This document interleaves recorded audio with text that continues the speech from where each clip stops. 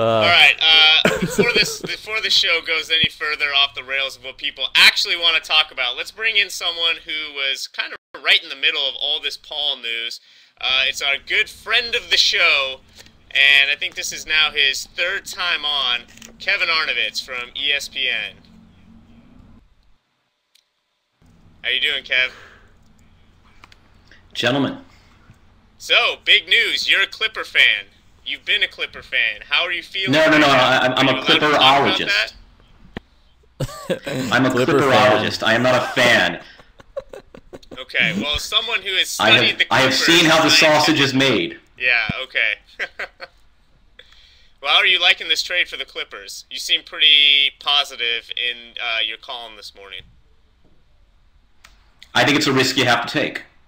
If nothing else, we've talked about it here, and it was the theme of the CBA. Superstars, at the end of the day, govern the competitive landscape of this league. You have one, you're sort of at the table. You have two, you're in the conversation. And if you have zero, you're trying to approximate, the 04 Pistons, which is something that happens every generation or so. And this was a chance for the Clippers to get the best point guard on the planet. I'm with Zach. I think Eric Gordon's a great young player. He's a bowling ball. You know what? If he's really lucky, and if the Clippers were really lucky, he'd one day be 74% of Chris Paul.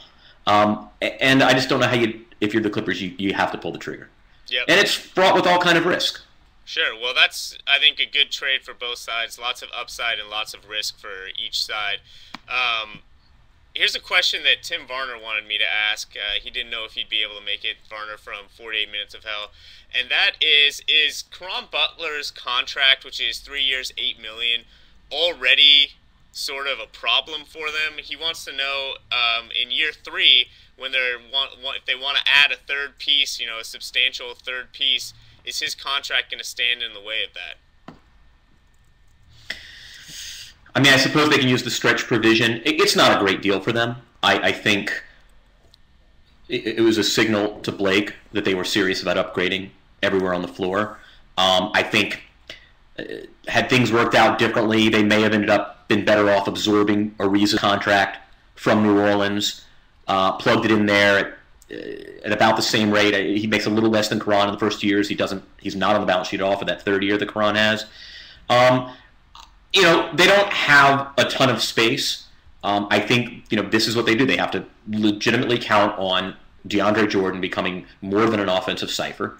They have to count on Caron being just tolerant of the fact that he's just not a first or second offensive option. I mean, I think it is problematic, but, at the time, they felt the need to pull the trigger to signal to Blake that, they would upgrade there.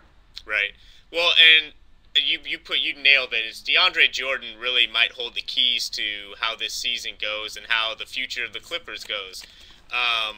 It seems to me that if they're really going to be good this year, with they're razor thin up front, can they add someone? Is there someone out there, sort of almost like a Kurt Thomas type from maybe a few years ago, who can come in, play solid defense, and not screw things up, or is this the front line that they're going to have to go forward with?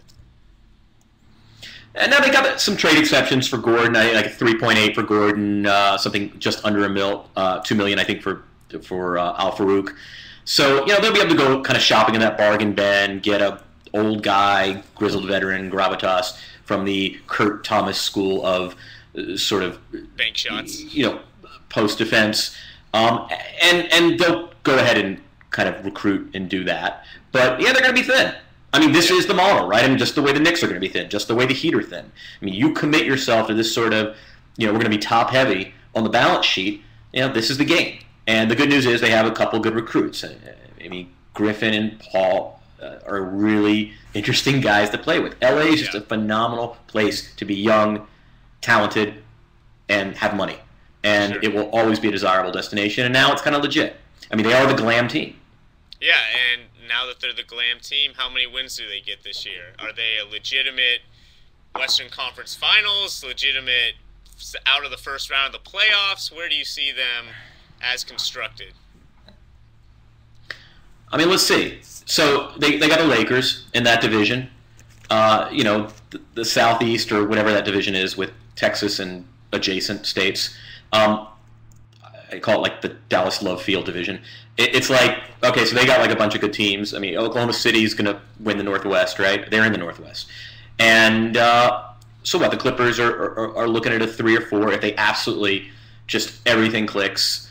You know, I think they could maybe contend and play with the Lakers at the top of that division. But yeah, I mean, I think nobody really knows. But I think here's the test: take off the Clipper jersey, throw on, pick your respectable franchise that's sort of venerated and known as being a serious place to conduct basketball, and put this roster on that team. Where would you pick them? I mean, I think there's this kind of discounting the Clippers thing that goes on, and maybe rightly so. And I'm not crazy about, you know, Del Negro with this particular roster, but you know, they're a wild card. I have absolutely no idea until I can start kind of conceiving it in my head and on a whiteboard what basketball is going to look like with this particular group.